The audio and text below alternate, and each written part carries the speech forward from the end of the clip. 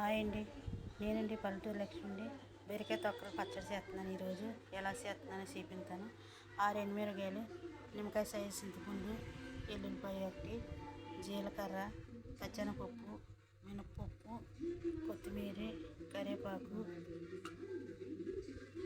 ఇవన్నీ బీరకాయ తొక్కలు వేయించేసి ముందు ఇవి కూడా వేయించుతానండి. వేయించాక పచ్చడి చేసి చూపిస్తాను. ఎలాగ వేయించాను ఏంటో చూపిస్తాను. బీరకాయ తొక్కలండి. ఈరోజు బీరకాయ తొక్కలు పచ్చడి చూపిస్తాను. సరే అండి. వేరుశనగ గింజలు కూడా వేస్తున్నామండి. పల్లి గింజలు మా ఆంధ్రాకి వేరుశనగ గింజలు అంటారు, కొన్ని సైడ్లు పల్లి గింజలు అంటారు. ఇవన్నీ ఫస్ట్ పల్లి గింజలు కూడా వేస్తున్నాను. ఇవన్నీ ఫస్ట్ నూనె వేసాను. నల్ల గిన్నె కదా, నూనె కనపడదు. ఈ వేరుశనగ గుళ్ళు ఇవన్నీ సరుకులన్నీ వేసేస్తాను. వేయించడానికి మొత్తం సరుకులన్నీ వేసాను. ఎండుమిరపకాయలు అవి లాస్ట్ వేస్తాను. అవి వేగిపోయినాయి.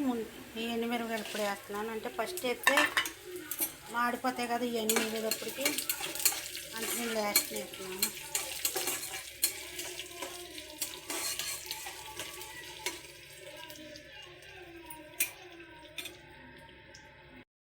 కొత్తిమీర, కరివేపాకు కూడా వేసేస్తున్నాను.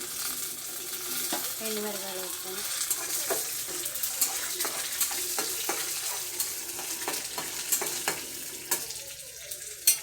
ఇప్పుడు ఇవో పక్క తీసేసి అవి వేసుకుంటాను. బీరకాయ తొక్కలు, ఎల్లుల్లిపాయ కూడా వేసేస్తాను. ఎక్కువ వేయకూడదు, ఎల్లుల్లిపాయ బాగోదు. వేగితే కొంచెం పచ్చిగానే మిక్సీలో ఆడుకోవాలి.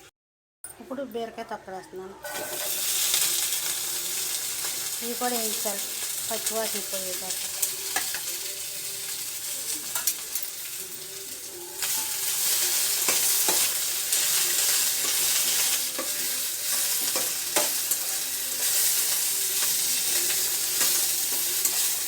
తోట ముదిరిపోయిందండి, చక్రాల కింద పోసి వేస్తాను, బాగానే ఉంటుంది. ఈ మధ్యలో అప్పట్లో చింతపండు నానబెట్టుకుంటాను.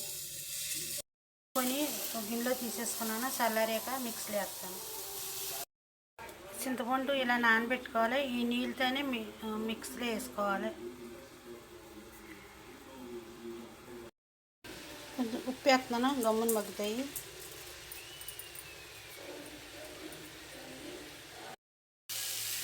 ఇంకా బాగా వేగిపోయినాయి. బాగా నల్లగా వేగితే బాగోదు, గ్రీన్గా రాదు పచ్చడి. ఇలాగే వేగాలి, పచ్చివాసన పోయేదాకా వేగాలి.